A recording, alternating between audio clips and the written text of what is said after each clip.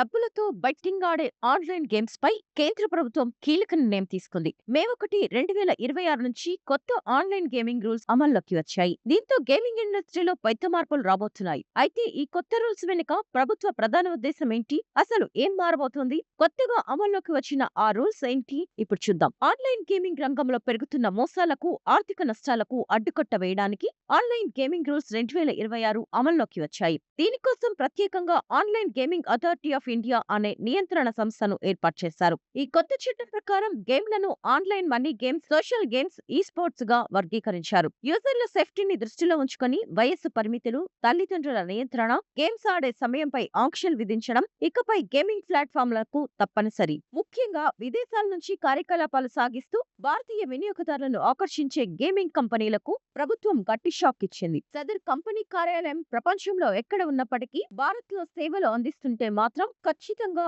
ఇక్కడి చట్టాలకు లోబడి ఉండవలసిందేనని స్పష్టం చేసింది. దీనివల్ల విదేశీ ప్లాట్‌ఫామ్‌ల ద్వారా జరిగే అక్రమ లావాదేవీలకు, డేటా చోరీకి అడ్డుకట్ట పడుతుందని నిపుణులు భావిస్తున్నారు. అదేవిధంగా నైపుణ్యం కాకుండా కేవలం అదృష్టంపై ఆధారపడి డబ్బులు పందెం కాసే గేమ్స్ పై పూర్తిగా నిషేధం విధించబడింది. గత ఏడాది ఆమోదించిన చట్టాన్ని అమలు చేస్తూ కొత్త మార్గదర్శకాలను విడుదల చేసింది. ఈ నిర్ణయం వల్ల రియల్ మనీ గేమింగ్ సెక్టార్ పై భారీ ప్రభావం పడనుంది. అలాగే విదేశీ బెట్టింగ్ యాప్స్ కి సంబంధించి ప్రకటనలు, ఇలాంటి యాప్స్ ను ప్రమోట్ చేసే ప్లాట్‌ఫామ్‌లపై కూడా కఠిన చర్యలు తీసుకోనున్నారు. ప్రభుత్వం గుర్తించిన స్వీయ నియంత్రణ సంస్థల ఎస్ఆర్ఓ ద్వారా ధృవీకరించని గేమ్ యాప్స్ భారత్‌లో పనిచేయడానికి ఇకపై వీలుండదు. ఇకపై ప్రతి గేమింగ్ యాప్ తప్పనిసరిగా వెరిఫికేషన్ పొందాలి. ప్రతి ఆన్‌లైన్ గేమింగ్ ప్లాట్‌ఫామ్‌లో తమ యాప్‌లో ప్రభుత్వ ఆమోదం పొందిన వెరిఫికేషన్ మార్క్ తప్పనిసరిగా చూపించాలి. దీని ద్వారా యూజర్లు నమ్మకంగా గేమ్ ఆడగలరు. డబ్బుతో ఆడే గేమ్స్ లో కేవైసీ తప్పనిసరి చేశారు. ఇది మైనర్లు ఇబ్బడి ముబ్బడిగా డబ్బులు ఖర్చు చేయకుండా